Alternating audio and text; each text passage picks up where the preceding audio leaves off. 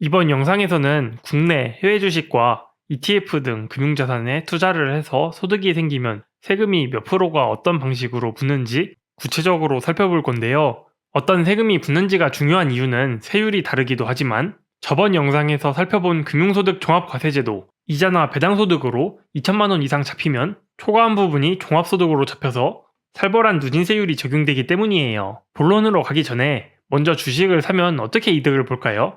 삼성전자 한 주를 6만원에 샀는데 주가가 올라 7만원이 되면 자본이득으로 그 차이인 만원이 생기고 주식을 가지고 있으면 주기적으로 배당금을 받을 수 있죠. 여기서 주의할 게 주가가 상승하는 자본이득은 단지 주가가 올랐다고 해서 세금이 바로 나오는 게 아니고 실제로 팔아서 돈을 벌었을 때 매매 차익으로 실현되었을 때 세금이 붙는다는 점 참고하시고요. 그래서 주식, ETF 등을 가지고 있어 생기는 이득은 매매 차익과 배당으로 나눌 수 있고 실제로도 여기에 세금이 각각 붙어요. 여기서 문제가 매매 차익 부분은 양도소득으로 잡혀야 할 것 같지만 비과세 되는 경우도 있고 배당소득으로 잡히는 경우도 있어서 국내, 해외 주식과 ETF는 표로 정리했고요. 여기에 추가적으로 채권, 예금, 금도 간단히 짚고 넘어갈 거예요.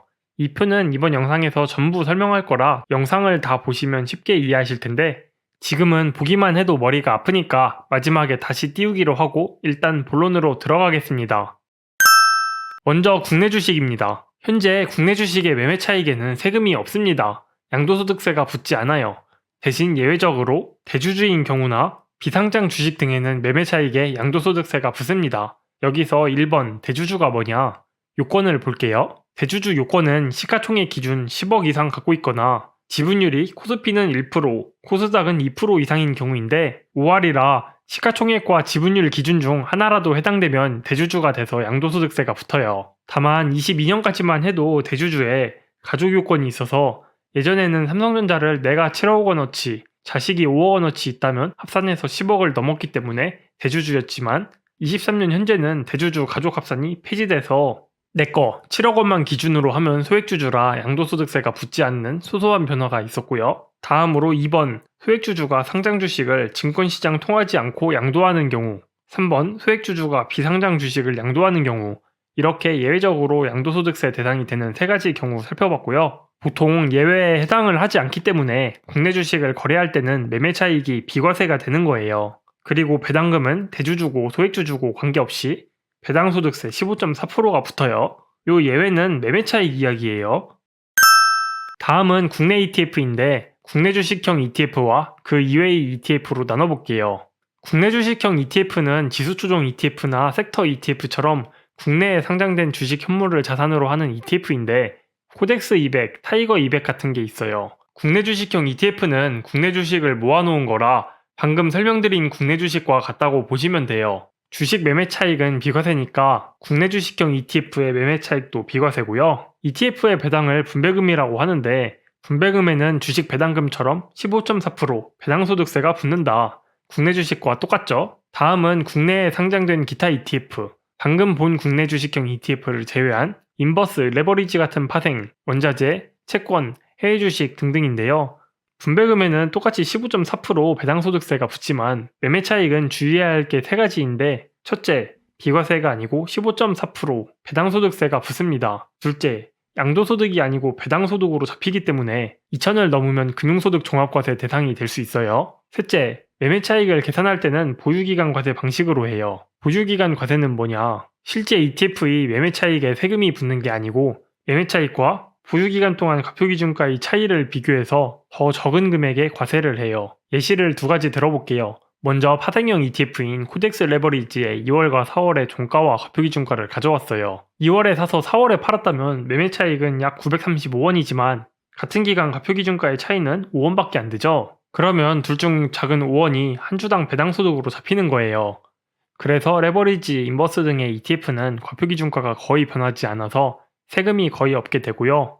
다음, 국내 상장 해외 ETF는 매매 차익과 가표기준가의 차이가 거의 비슷하게 움직이기 때문에 실질적으로는 매매 차익에 15.4% 배당소득세가 붙는다고 보시면 됩니다. 이 자료에서는 매매 차익이 작게 나왔지만 가표기준가의 차이가 더 작은 경우에는 세금을 조금 덜 낼 수 있겠죠. 하여튼 정리하면 국내의 기타 ETF는 매매 차익, 분배금 모두 15.4% 배당소득세가 부과되고요.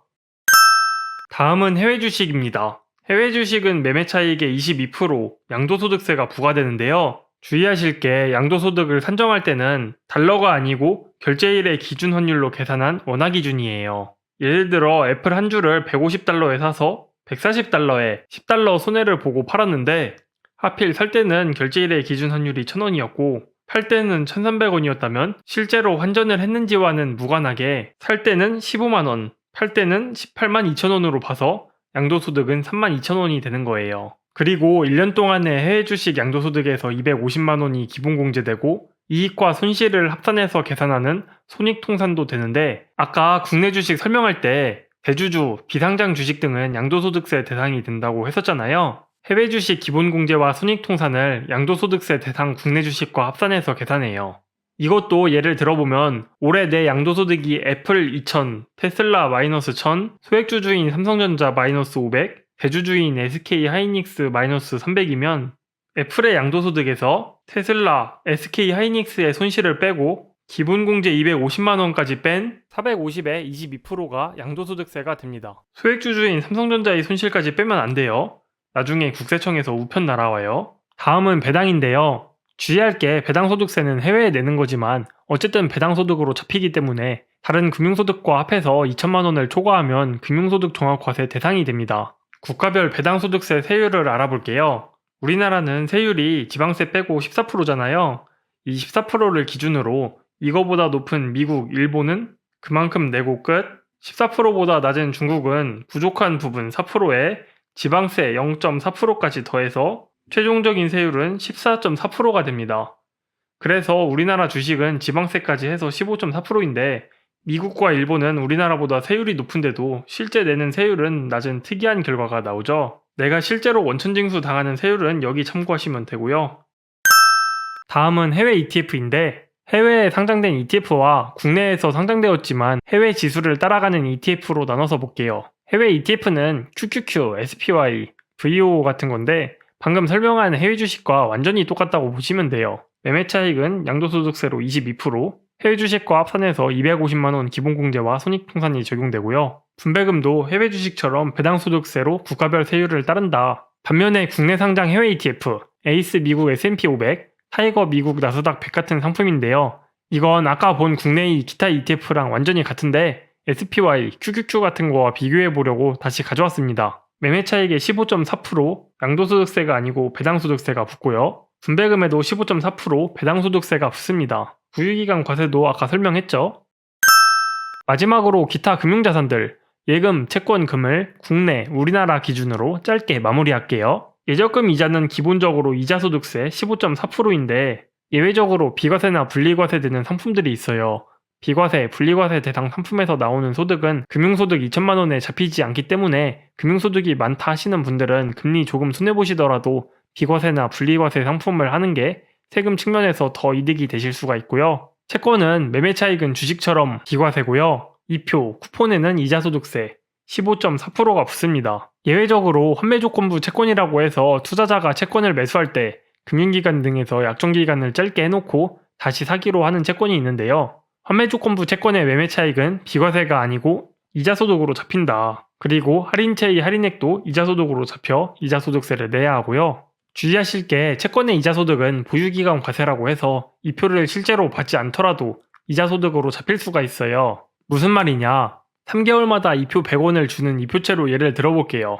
채권은 매매 차익이 비과세니까 이표를 지급한 직후 예컨대 4월 2일에 채권을 사서 다음 이표를 받기 직전인 6월 30일에 팔아버리면 내가 실제로 받은 이표는 없는 거잖아요. 이렇게 금융소득 종합과세를 피하려는 꼼수를 막기 위해 실제로 이표를 받지 않아도 가지고 있던 기간만큼 이표를 받은 걸로 치고 이자소득세가 나옵니다. 예컨대 A가 7월 2일에 이표채를 사서 한 달 반 정도를 가지고 있다가 B한테 팔았고 B가 쭉 가지고 있어서 10월 1일에 이표를 100원 받았다면 이 3개월치 이표 100원은 B한테 전부 이자소득으로 잡히는 게 아니고 A와 B에게 각각 50원씩 이자소득으로 잡히는 구조인 거죠. 마지막으로 금을 사는 방법은 크게 세 가지가 있어요. 증권사 통해서 KRX 금시장에서 현물금을 증권 형태로 사는 거죠. 이 방법이 가장 좋은 게 매매 차익이 있어도 세금이 없어요. 골드바이 형태로 직접 사는 건 부가가치세 10%에 약간의 수수료를 내야 되는데 은밀히 증여할 게 아니라면 보관만 힘들어서 굳이 그럴 필요가 없죠. 금통장이나 금 ETF는 모두 이득이나 매매 차익의 15.4%, 배당소득세가 부과되기 때문에 세금 측면에서 별로다. 이렇게 여러가지 금융자산에 소득세가 어떻게 붙는지 살펴봤고 주식과 ETF에 세금이 어떻게 붙는지 표로 정리했습니다.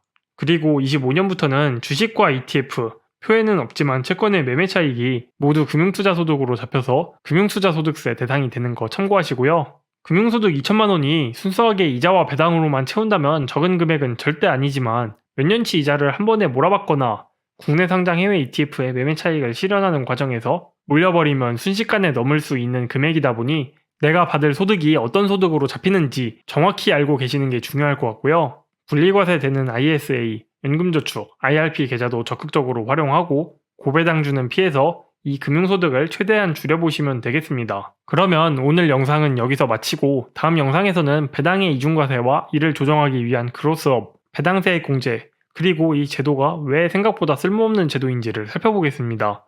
고배당주를 투자하시는데 크로스업과 배당세액 공제를 모르신다면 다음 영상을 시청해주시면 많은 도움이 되실 거라 생각합니다. 시청해주셔서 감사합니다. 좋아요, 구독, 알림 설정 부탁드려요. 감사합니다.